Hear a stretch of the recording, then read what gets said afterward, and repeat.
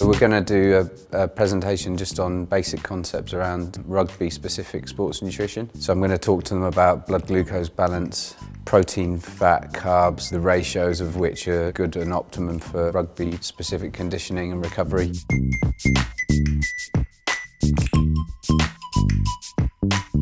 The phrase I think people use is small percenters.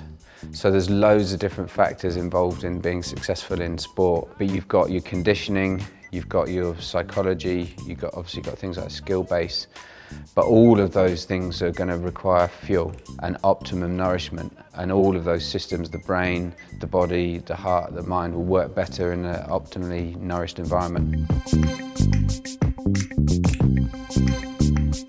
Basically, as the body heats up, you sweat so that sweat evaporates, and then the evaporation process is a cooling mechanism for the body. The next thing you need to get right is the fuel in the tank. It basically goes hydration, carbs, and then worry about all the other stuff after that.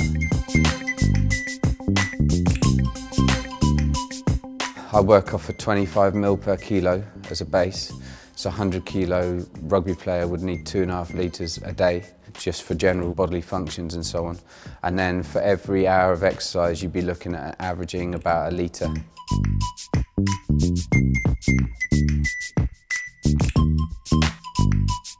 The phrase is the 80-20% rule. So pretty much if you get 80% of your meals right, you can have a little bit of time off for the other 20%, and actually you can make some incredible gains if you eat clean for that 80% of the time. Eating clean really means cooking from scratch, trying not to eat too many sort of processed, manufactured foods with like additives, preservatives, all that type of stuff. It's not actually that difficult to do. It takes a little bit of thought, and the key element that many people lack is the planning. We get the guys on a Sunday to plan the week, thinking about evening meals, prepare like a bolognese, which can then be turned into a chili, and pre-portioned and put into the freezer, so they've got meals that are ready. And that takes a lot of legwork out of the week when people are busy with work and stuff like that.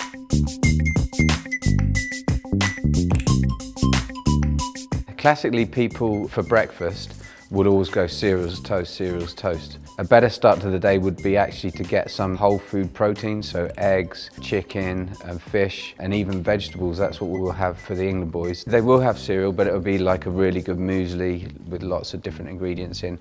In the winter, a lot of the boys prefer porridge, which is an excellent start to the day.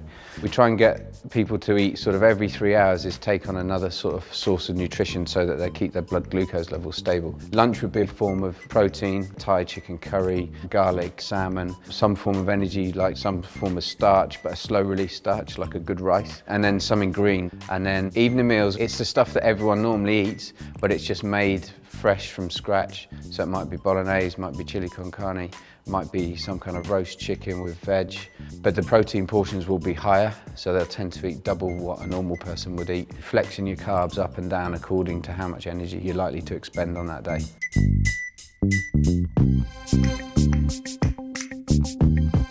Carbohydrate cycling or flexing will normally occur on a weekly basis, where earlier in the week people are often a little bit more strict. What can happen then is if you're strict on your carbs early in the week, you can actually inroad into your body fats a little bit if you needed to drop a bit of body fat.